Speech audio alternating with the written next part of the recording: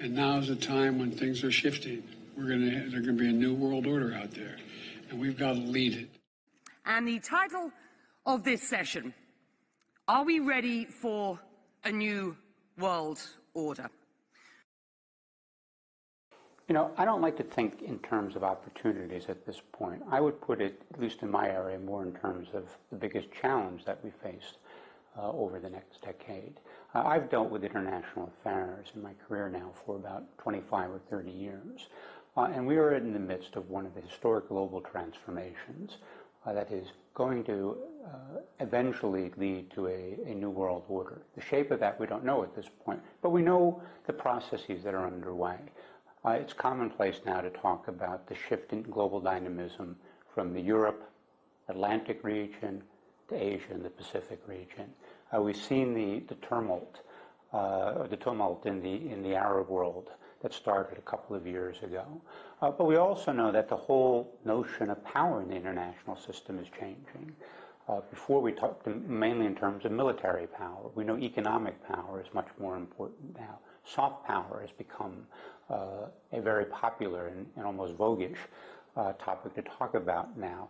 We've also seen that the fundamental building block of our international system, the sovereign state, you see it under stress from supranational organizations, sub-regional organizations, terrorist groups, transnational corporations, transnational non-governmental organizations, and so forth.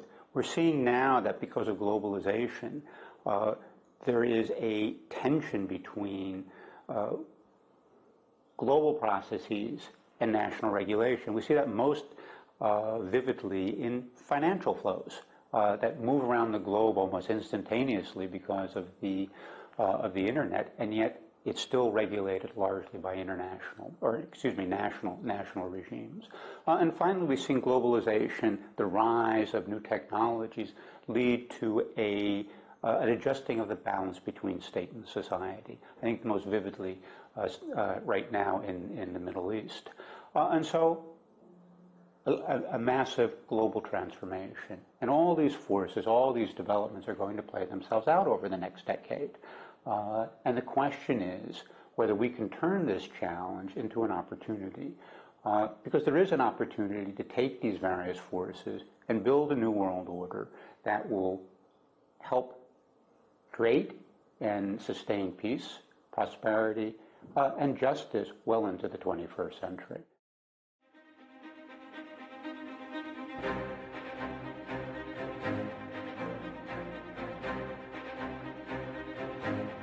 لأن الاستعداد للمستقبل يجعلنا جزء من صناعته ويعطي فرق عملنا وضوحا للتعامل مع فرصه وتحدياته. This is the summit of that nation. A nation that went to Mars, a nation that in the Arab world has been in the forefront of modernization.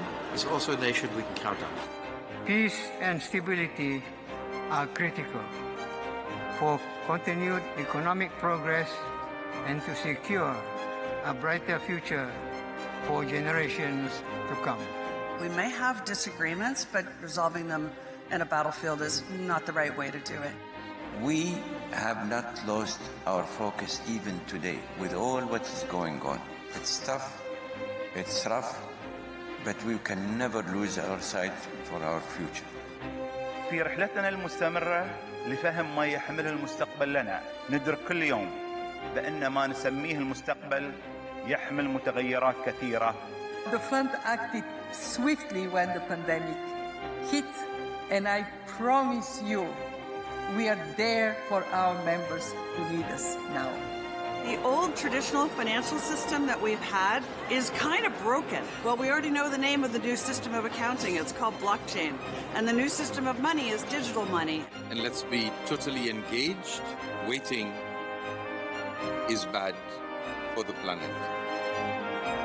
من القطاعات اللي بنستهدفها في الاستراتيجية السياحة والبيئة، مناطق صناعية مستدامة، البحث والتطوير، ومصارف الكربون الأزرق. We should embrace technology but not become technology. Because technology is growing like this, right, exponential, but we're growing like this. our countries, our nations, our region here is a young region. Our leadership, they support the youth. These days are the days and years of opportunities. Let's grasp this. They're talking about things like they don't want us to own property anymore. We're not going to own anything. It will be provided for us. Well, who does own the property? Who's renting it out to us? Some sort of shadowy elite. This is a takeover by the technocrats. And I urge anyone who thinks that this is a kind of conspiracy theory to do a bit of background reading. The Great Reset, the World Economic Forum, combined with UN Agenda 2030, as it's now called, is a complete transformation of our societies around the world on lines I would call communist or fascist. I mean, frankly, what's the... Malaysia's former Prime Minister, Dr. Mahathir Mohamad, said that the Trans-Pacific Partnership, or TPPA, is a New World Order strategy by a powerful pact of people led by the US to dominate the world economy.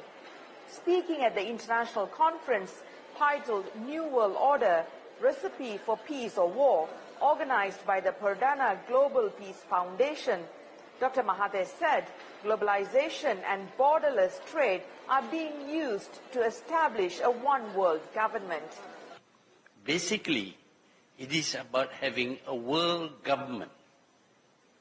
We should abolish all states, all nations, all borders, but instead have only one world government.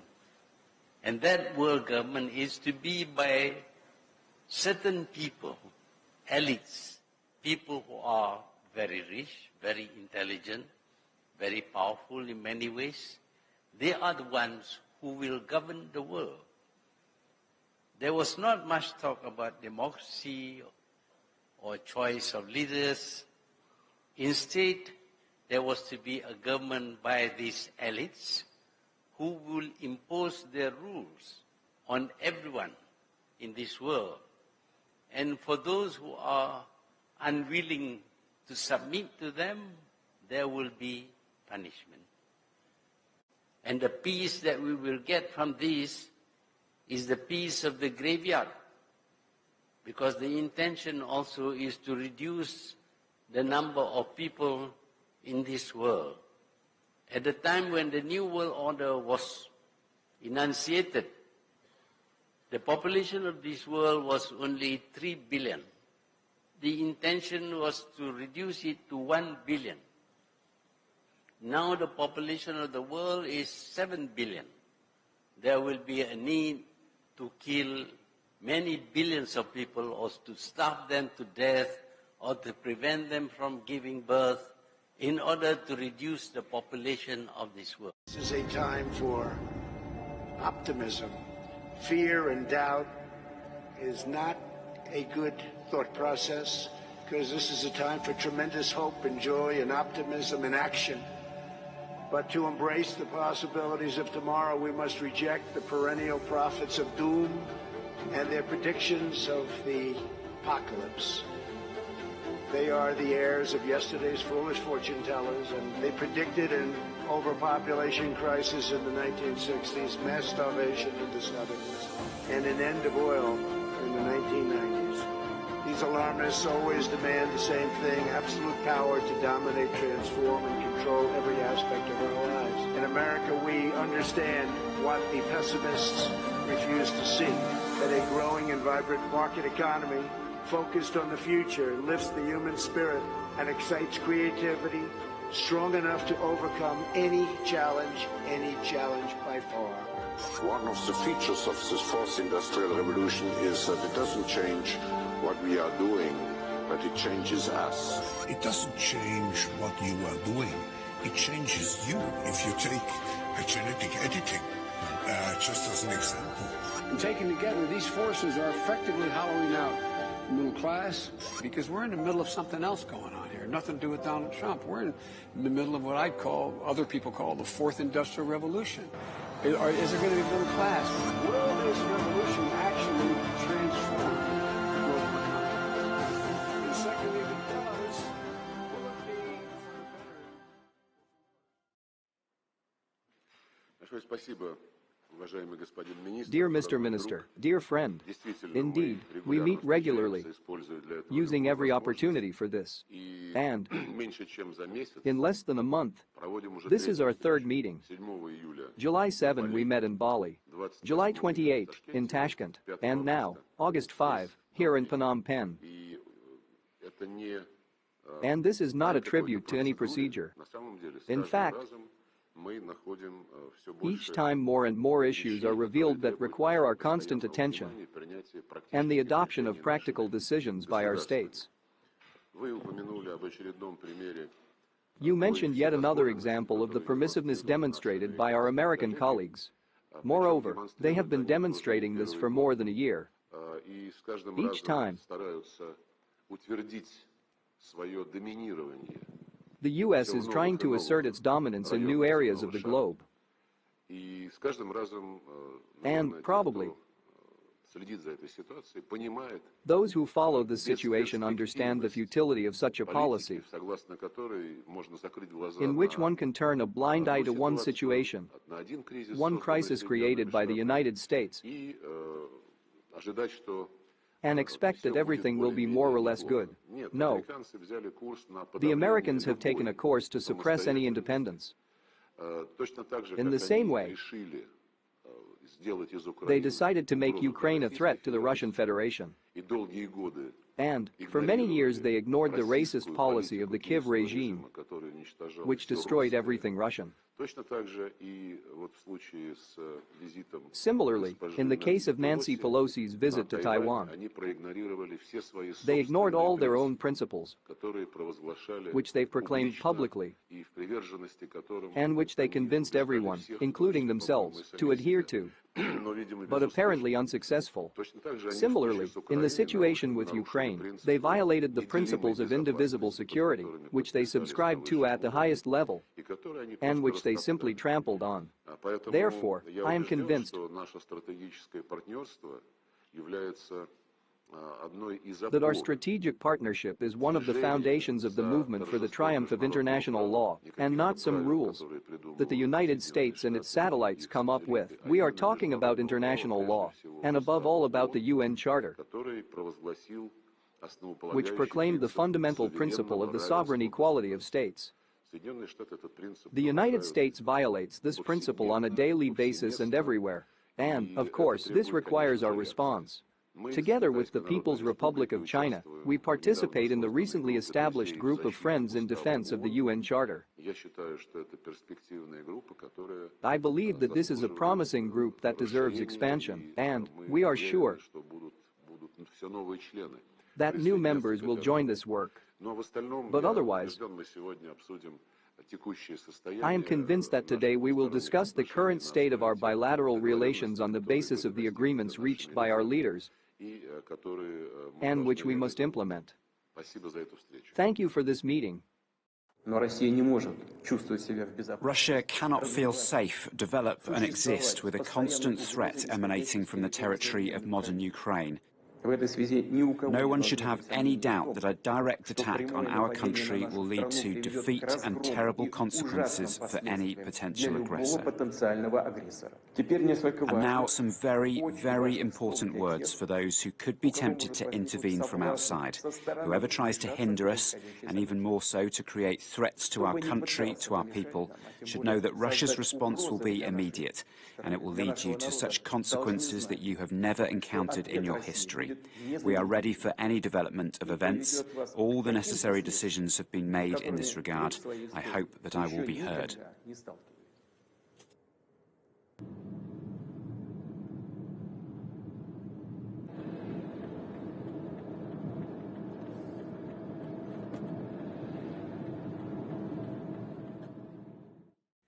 The very word secrecy is repugnant in a free and open society.